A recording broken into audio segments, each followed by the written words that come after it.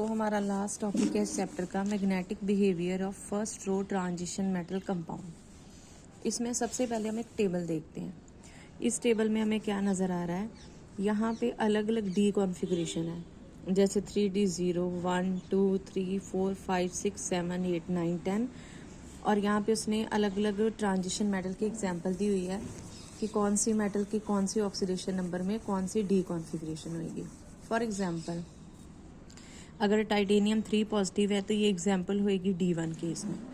अब इसी के करस्पॉन्डिंग जो तीसरा कॉलम है, इसमें है नंबर ऑफ अनपेड इलेक्ट्रॉन। जैसे अगर 3D 0 है तो नंबर ऑफ अनपेड इलेक्ट्रॉन कितने होंगे, 0। 1 है तो 1, 2 है तो 2, 3 4 5, और उसके बाद पेयरिंग स्टार्ट हो जाएगी तो फिर उल्टा शुरू हो जाएगा, 5 4 3 2 1 0। Now total spin will be 0।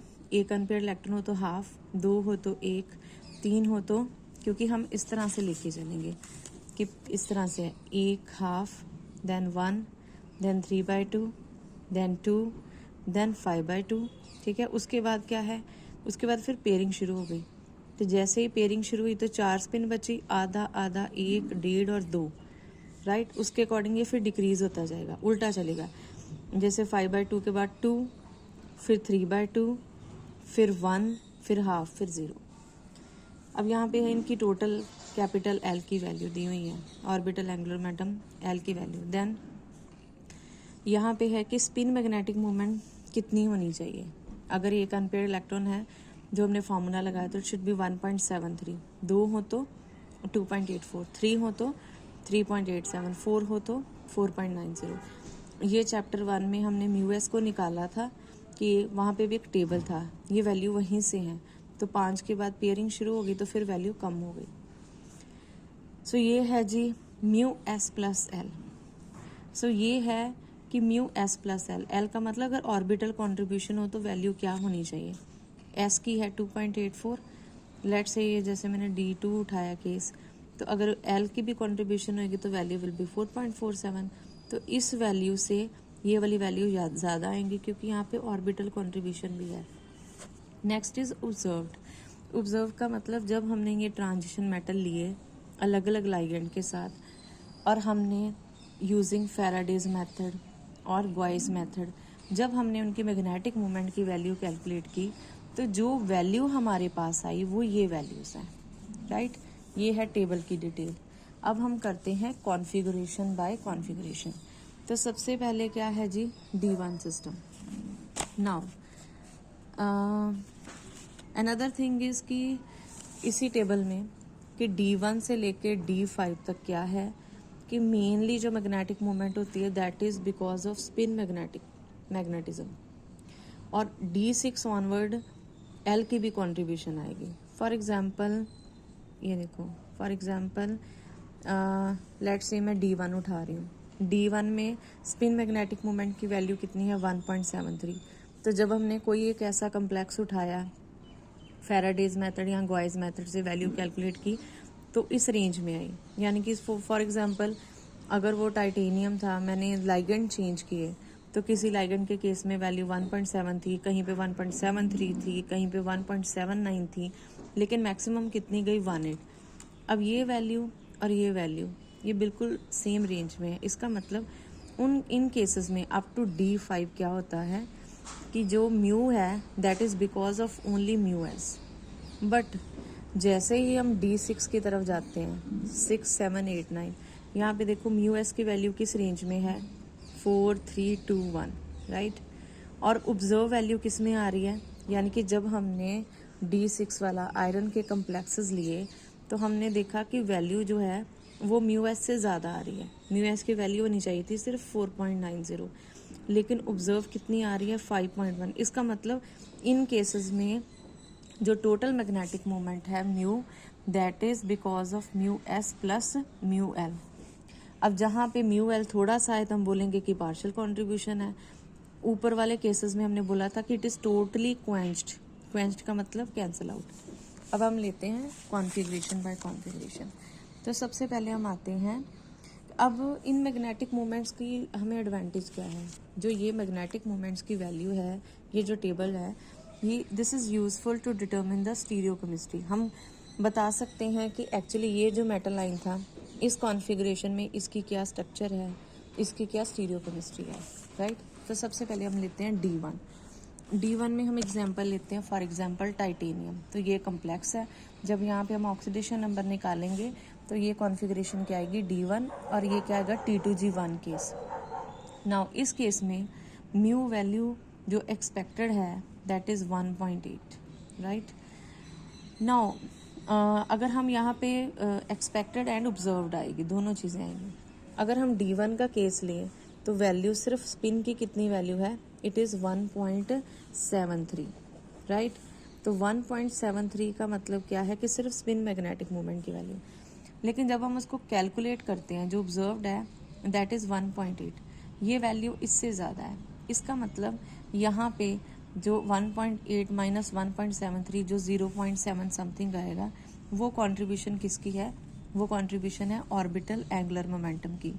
लेकिन ये वैल्यू बहुत ज़्यादा नहीं है। इसका मतलब इस मेटल लाइन का इस कम्प्लेक्स में, इस सिस्टम में क्या होता है, देयर अकर पार्शियल क्वेंचिंग, यानी कि mu L totally cancel out नहीं हुआ, थोड़ी सी कंट्रीब्यूशन है। नेक्स्ट आते हैं हम D2 सिस्टम।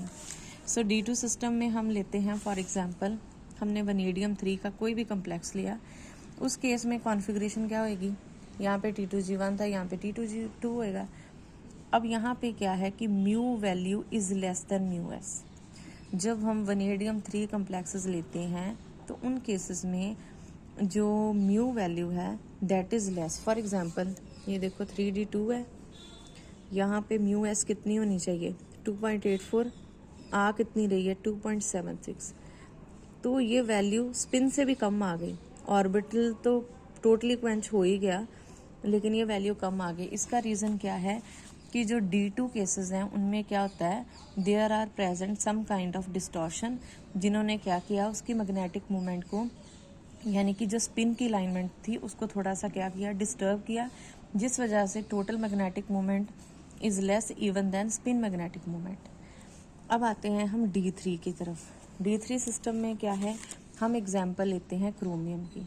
यहाँ पे अगर हम ये लें D3 सिस्टम, तो यहाँ पे जो म्यू एस की वैल्यू है दैट शुड बी 3.87, जो हम एक्सपेक्ट करते हैं, और जो ऑब्जर्व है वो भी इसी की रेंज में है 3.86। इसका मतलब क्या है कि mu is totally contributed bye spin magnetic movement. And दूसरी चीज़ क्या है, अनदर थिंग इज़, अब हमने क्रोमियम का कम्प्लेक्स लिया अलग अलग लाइगेंड के साथ। फॉर एग्जांपल अगर हम हाइड्रोक्सो लेते हैं, ऑक्सो लेते हैं, कार्बोक्सिलेट लेते हैं, तो क्या होएगा, म्यू वैल्यू चेंज होती है। अगेन क्रोमियम 3 की जो म्यू एस की वैल्यू है दैट इज़ 3.87, ठीक है। अब क्या होता है, जब हम हाइड्रोक्सो कम्प्लेक्स लेते हैं तो ये वैल्यू इससे भी कम हो जाती है। जब वैल्यू कम होती है तो हम यूज़ करेंगे टर्म एंटी फेरोमैग्नेटिक इंटरेक्शन। हमने पढ़ा है एंटी फेरोमैग्नेटिज्म में क्या होता है कि स्पिन कैंसिल आउट हो जाती है। उससे क्या आएगा, स्पिन मैग्नेटिक मोमेंट की वैल्यू, यानी कि जिस रीज़न से उसकी म्यू वैल्यू आ रही थी वो कम हो जाएगी। सो अगर हम हाइड्रोक्सो यूज़ करेंगे तो this value will be less than 3.87। Now जब हम यूज़ कर रहे हैं ऑक्सो, तो इस केस में क्या है, अब यहाँ पे हमने टर्म यूज़ की वीक। वीक का मतलब ये है, अगर एक्सपेक्टेड वैल्यू 3.87 थी तो एक्चुअल वैल्यू 3.8 होएगी, 3.79 होएगी। अगर वीक की जगह पे यहाँ पे स्ट्रॉन्ग है एंटी फेरोमैग्नेटिक इंटरेक्शन, तो वैल्यू बहुत बहुत बहुत कम आएगी। जैसे एक्सपेक्टेड वैल्यू 3.8 है और वैल्यू जो आई है दैट इज़ वेरी लेस, कितनी है 1.3। तो हम कहेंगे यहाँ पे क्या होती हैं, there are occur strong anti ferromagnetic interaction, जिस वजह से क्या होता है कि 3D3 का मतलब क्या है कि 3 अनपेयर्ड इलेक्ट्रॉन, लेकिन ये इंटरेक्शन क्या कर देती है, इन इलेक्ट्रॉन्स की क्या कर देती हैं, pairing. So there occur pairing of the D electron. और पेयरिंग क्यों होती है, क्योंकि D pi P pi bonding हो रही है। D ऑर्बिटल किसका, क्रोमियम का, P ऑर्बिटल किसका, ऑक्सीजन का। तो क्रोमियम और ऑक्सीजन के बीच में क्या हो रही है, D pi P pi bonding, और ये पाई बॉन्ड बनाने के लिए इसके अनपेयर्ड इलेक्ट्रॉन को यूज़ किया जा रहा है। अच्छा, अगर हमने लाइगेंड ले लिया कार्बोक्सिलेट आयन, उस केस में अगेन म्यू इज़ होनी कितनी चाहिए थी 3.87, होती कितनी है 2। सेम स्टोरी आएगी, right, because of the pairing of the d electron. So ये था रिगार्डिंग D3। अब हम आते हैं D4 की तरफ। तो D4 में हम सबसे पहले एग्जाम्पल उठाते हैं, फॉर एग्जाम्पल ये chromium 3 complex. Now chromium 3 complex configuration क्या है जी, T2G3 EG1। अब देखो ये है D4 और ये है D4 और इसकी स्पिन वैल्यू एक्सपेक्टेड कितनी है 4.90, होनी कितनी चाहिए 4.90। This is the expected because off spin magnetic moment. अब हमने क्रोमियम 3 यानी कि इसी ऑक्सीडेशन नंबर में लिया, हमने लाइगेंड चेंज किए, तो हमने देखा जब हमने लाइगेंड लिया सल्फेट तो वैल्यू कितनी आ गई एग्जैक्टली 4.90। इसका मतलब here mu is because of only and only spin magnetic moment. Next, जब हमने लिया साइनाइड, वैल्यू 4.90 होनी चाहिए थी, कितनी कम हो गई, राइट। इसका मतलब क्या है, साइनाइड क्या होता है, स्ट्रॉन्ग फील्ड लाइगेंड, इसने क्या करवाई होगी पेयरिंग। तो जो हमारी T2G3 EG1 यानी कि 1 2 3 और ये 4 अनपेयर्ड इलेक्ट्रॉन होने चाहिए थे, इसने करवा दी पेयरिंग। तो इलेक्ट्रॉन कितने रह गए, 4 होने चाहिए थे, 2 रह गए। तो वैल्यू 4 होनी चाहिए थी, 4 5 यानी कि 4.9 का मतलब ऑलमोस्ट 5 हो गई, तो आधी रह गई value, right. Another thing is, अगर हम लाइगेंड यूज़ करते हैं एसीटेट, तो उसमें क्या होता है कि इसके जो चारों के चारों इलेक्ट्रॉन हैं वो क्या करते हैं, there occur bonding between chromium to chromium. ये बॉन्डिंग इस तरह की होती है, इसको हम कहते हैं क्वाड्रुपल बॉन्ड। और इस बॉन्ड को बनाने के लिए क्रोमियम के चारों जो अनपेयर्ड इलेक्ट्रॉन है उनकी क्या हो जाती है, पेयरिंग, राइट। जैसे इस क्रोमियम के पास अनपेयर्ड इलेक्ट्रॉन है, इसके पास भी है, तो यहाँ पे क्या हो जाती है, इनकी पेयरिंग हो जाती है। Now what happens because of this pairing, इस पेयरिंग होने से सारे अनपेयर्ड इलेक्ट्रॉन ख़त्म हो गए। और अनपेयर्ड इलेक्ट्रॉन ख़त्म होने का मतलब अब ये सिस्टम कहाँ पे आ गया, this is diamagnetic. See this chromium chromium कितने बॉन्ड है, 1 2 3 4। तो क्रोमियम, दोनों क्रोमियम ने आपस में एक बॉन्ड नहीं 4 बॉन्ड बनाए, तो दोनों ने अपने 4 अनपेयर्ड इलेक्ट्रॉन यूज़ किए, पेयरिंग हो गई। पेयरिंग का मतलब ये जो कम्प्लेक्स होगा its mu value should be equal to 0, right. अच्छा, अगर हम लाइगेंड यूज़ करते हैं chloride bromide, again expected value is 4.90 because of the presence of 4 unpaired electron. अगर हम म्यू एस निकाल लें जो हमने चैप्टर 1 में फार्मूला किया था, तो वैल्यू इतनी आनी चाहिए। अब अगर क्रोमियम इस ऑक्सीडेशन नंबर में यूजिंग दीज लाइगेंड्स अगर वो कम्प्लेक्स बनाता है, तो देखो वैल्यू इंक्रीज हो रही है। जहाँ पे भी वैल्यू एक्सपेक्टेड से इंक्रीज होएगी, हमने 2 चीज़ें बोलनी है, या तो हम बोलेंगे देयर अकर फेरोमैग्नेटिक इंटरेक्शन, या हम टर्म यूज़ करेंगे कि स्पिन ऑर्बिट कपलिंग हो रही है, राइट। अब इस केस में क्या हो रही है, फेरोमैग्नेटिक इंटरेक्शन, तो वैल्यू क्या हो रही है, इंक्रीज, राइट। सो नेक्स्ट अब हम एग्जांपल लेते हैं D5 क्या है, मैग्नीज आयरन का हमने लिया एग्जांपल, 5 इलेक्ट्रॉन के अकॉर्डिंग ये म्यू एस वैल्यू नहीं चाहिए, ये मैंने टेबल से उठाई है, this should be the expected value. 5 unpaired electron means high spin complex. अब होता क्या है, अगर ये मेटल आयन इस ऑक्सीडेशन नंबर में इन लाइगेंड्स के साथ कम्प्लेक्स बनाते हैं, तो स्टोरी क्या होती है, अगर लाइगेंड है ऑक्सो और एक ब्रिज कम्प्लेक्स बनता है, तो वैल्यू इज लेस देन 5.92। और यहाँ पे हम क्या रीज़न यूज़ करेंगे, because of anti ferromagnetic interaction. और ये इंट्रैक्शन क्या कर देती हैं, इलेक्ट्रॉन्स की पेयरिंग, जिससे स्पिन क्या हो जाती है, स्पिन हो जाती है कैंसल आउट। नाउ और अगर हम कोई लाइगेंड सिंपल सा लेते हैं, तो जितनी वैल्यू एक्सपेक्ट करते हैं उतनी ही आती है, because of the presence of 5 unpaired electrons. Next है जी D6 सिस्टम। सो D6 सिस्टम में हम मेटल लेंगे आयरन, कॉन्फ़िगरेशन क्या होनी चाहिए, T2G4 EG2। अब T2G4 का मतलब 1 2 3 4 5 और 6, कितने अनपेयर्ड इलेक्ट्रॉन है, 1 2 3 4 अनपेयर्ड इलेक्ट्रॉन है। 4 अनपेयर्ड इलेक्ट्रॉन के अकॉर्डिंग जो म्यू एस है दैट शुड बी 4.9, राइट। अब इसकी म्यू वैल्यू कितनी आती है, 5.5। इसका मतलब क्या है, इस 5.5 में 4.9 क्या है, म्यू एस, और जो बाकी एक्सेस में बचा that is contribution by orbital magnetic moment. अब यहाँ पे भी हमने लाइगेंड चेंज किया है, अगर हम यूज़ करते हैं आयरन का कम्प्लेक्स बनाते हैं विद साइनाइड, तो कितने इलेक्ट्रॉन हैं? 6। तीनों T2G ऑर्बिटल में इनकी क्या हो जाएगी? Pairing. So unpaired electron will be 0, it will be diamagnetic and mu value will be 0। अच्छा, अगर हम लेते हैं वीक फील्ड लाइगेंड जो पेयरिंग नहीं करेगा, तो यहाँ पे हमारे पास कितने अनपेयर्ड इलेक्ट्रॉन आएंगे? 4 ही आएंगे, और हमारी जो मैग्नेटिक मोमेंट है वो उसी रेंज में आएगी जिसमें हमने एक्सपेक्ट की थी। Next is D7 system. तो D7 सिस्टम में हम एग्जांपल लेते हैं कोबाल्ट 2 की। अच्छा, वैसे normally cobalt 3 is more stable then cobalt 2। So cobalt 2 having D7 system, इसमें क्या है, 2 तरह के कम्प्लेक्स स्टडी करते हैं। अगर वीक फील्ड है और स्ट्रॉन्ग फील्ड है। वीक फील्ड है तो हाई स्पिन होएगी, अनपेयर्ड इलेक्ट्रॉन कितने होंगे? 3। लो स्पिन है तो अनपेयर्ड इलेक्ट्रॉन कितने होंगे? 1। तो यहाँ पे मैग्नेटिक मोमेंट ज़्यादा होएगी, यहाँ पे कम होएगी, राइट। ये है ऑक्टाहेड्रल का केस। नाउ सपोज कि कोबाल्ट ही है लेकिन वो कम्प्लेक्स बनाता है टेट्राहेड्रल, तो कॉन्फ़िगरेशन उल्टी आ जाएगी, E4T2 3। अब यहाँ पे अनपेयर्ड इलेक्ट्रॉन कितने हैं? 3। एंड वी नो कि tetrahedral complexes they are always high spin complexes. अब म्यू की जो वैल्यू है वो इस रेंज में आती है। अगर हम इसमें देखें कि म्यू एस की वैल्यू कितनी होती है? 3.87। तो ऑब्जर्व्ड वैल्यू में दिस इज म्यू ऑब्जर्व्ड, मतलब जब हमने फैराडेज या गॉइस मेथड लगा के हमने वैल्यू नोट की। अब इन केसेस में क्या होता है, यहाँ पे हम ये नहीं बोलेंगे कि 4.4 को माइनस कर दो 3.87 से, तो जो वैल्यू है that is because of orbital contribution. इन केसेस में mu L is equal to 0। तो मैंने आपको 2 चीज़ें बोली थी कि जब भी ऑब्जर्व्ड म्यू ग्रेटर हो देन म्यू एस, तो हम 2 चीज़ें बोलते हैं। या हम बोलेंगे there is some orbital contribution, या हम बोलेंगे कि ये जो एक्सेस वैल्यू है it is due to spin orbit coupling. तो ये हमने पिछले टॉपिक में इक्वेशन की थी कि कुछ मॉलिक्यूल्स में क्या होता है कि स्पिन ऑर्बिट कपलिंग होती है, और ये फॉर्मूला हम यूज़ करते हैं। यहाँ पे ये होता है lambda which is spin orbit coupling constant, और इसकी जो वैल्यू होती है प्लस भी होती है माइनस भी होती है।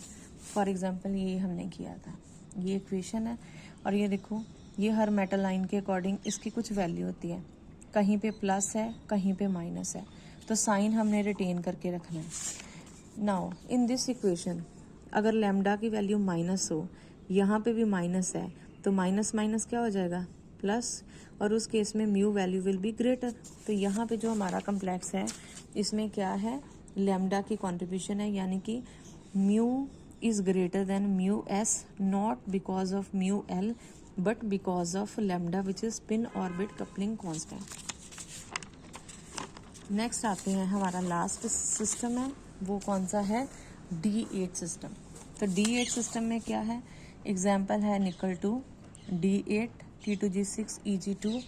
अब यहाँ पे एक्सपेक्टेड मैग्नेटिक मोमेंट कितनी है? It should be mu expected is, क्योंकि अगर हम यहाँ पे पेयरिंग करें लेट से T2G6 एंड Eg2, तो 2 अनपेयर्ड इलेक्ट्रॉन के अकॉर्डिंग इन D8 सिस्टम जो हम म्यू एक्सपेक्ट करते हैं दैट शुड बी 2.84, राइट। अब हम क्या करेंगे, इस मेटल लाइन के अलग अलग लाइगेंड्स के साथ कम्प्लेक्स स्टडी करेंगे। सो जब हम लेते हैं वाटर, तो जो वैल्यू आती है दैट इज़ 3.2।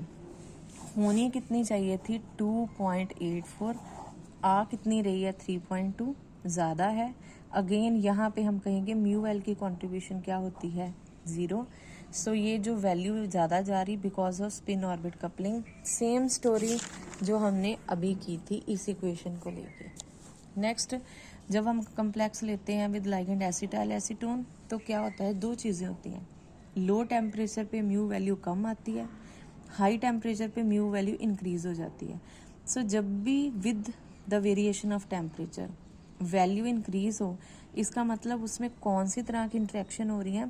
फेरोमैग्नेटिक इंट्रैक्शन, जो क्या करेगी? 6 के 6 इलेक्ट्रॉन्स को क्या कर देगी? अनपेयर कर देगी। नाउ फॉर एग्जांपल, क्योंकि हम निकल ले रहे हैं, निकल क्या है? T2G6 Eg2, ठीक है। इसमें अनपेयर्ड इलेक्ट्रॉन पर मेटल कितने हैं? 2। इस कम्प्लेक्स में कितनी मेटल हैं? 3। तो 2 3 क्या है? 6। तो 6 अनपेयर्ड इलेक्ट्रॉन का मतलब 2 इलेक्ट्रॉन्स पर मेटल एटम। नेक्स्ट है, अगर हम निकल 2 लें, कम्प्लेक्स हो टेट्राहेड्रल, ये आएगी कॉन्फ़िगरेशन। अब इसका मतलब क्या है, E4 का मतलब 2 और 2 4 और T2 4 का मतलब दिस। यहाँ पे कितने अनपेयर्ड इलेक्ट्रॉन है, यहाँ पे इलेक्ट्रॉन है 2। अगेन वैल्यू कितनी होनी चाहिए थी, 2.84, है कितनी ज़्यादा। अब यहाँ पे ऑर्बिटल कॉन्ट्रीब्यूशन है। हाँ जी, लास्ट है जी, अगर हम लाइगेंड साइनाइड लेते हैं तो उस केस में क्या होता है, अलग अलग यहाँ पे 2 तरह की कॉन्फ़िगरेशन पॉसिबल है। One is square planar and other is tetrahedral.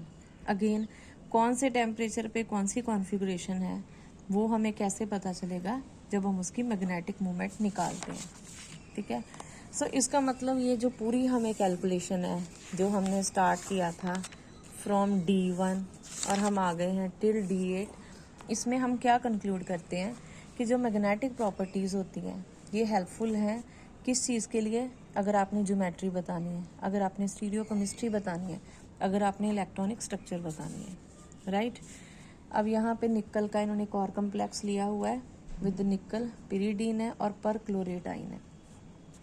अब क्या होता है, हमने इस कम्प्लेक्स को सिंथेसाइज करने की कोशिश की अंडर डिफरेंट रिएक्शन कंडीशन। तो हमने देखा हमारे पास 2 तरह के कम्प्लेक्स आए। एक कम्प्लेक्स था येलो, उसकी म्यू वैल्यू थी 0 और उसकी ज्योमेट्री क्या थी, स्क्वायर प्लेनर, राइट।